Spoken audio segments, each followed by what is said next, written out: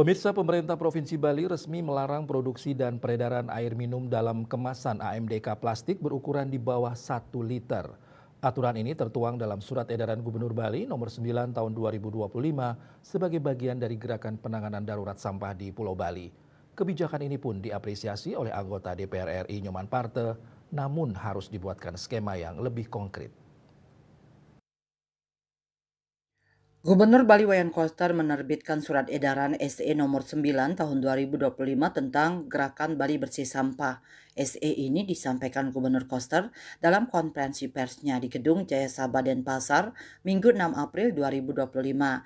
SE ini dikeluarkan bertujuan untuk melestarikan ekosistem alam manusia dan kebudayaan Bali berdasarkan nilai-nilai kearifan lokal, Satkerti, Atmakerti, Skarakerti, Danukerti, Wanakerti, Janakerti, dan Jakatkerti sesuai visi Nangun Satkerti Loka Bali melalui pola pembangunan semesta berencana dalam Bali era baru tahun 2025-2030.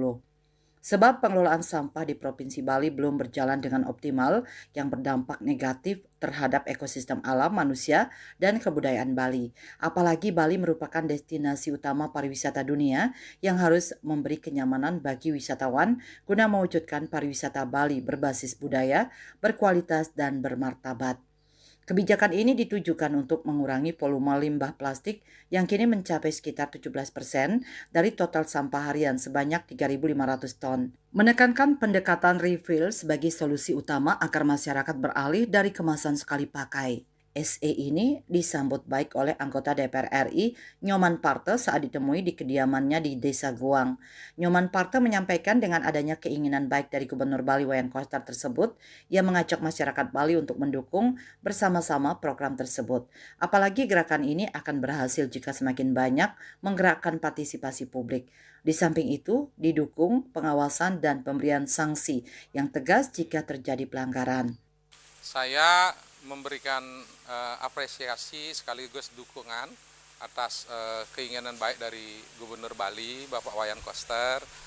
Mari masyarakat Bali kita dukung bersama-sama.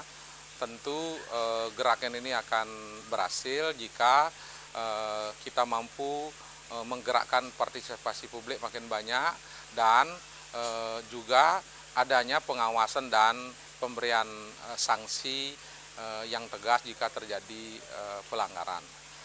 Ayo kita buat Bali menjadi lebih cepat bersih. Skemanya yang lebih konkret agar keinginan kita membuat Bali bersih mampu diadaptasi oleh semua stakeholder maupun masyarakat Bali.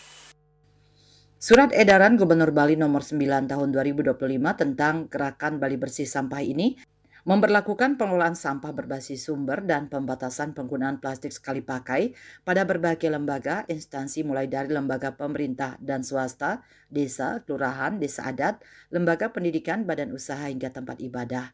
Indrawan Bali TV.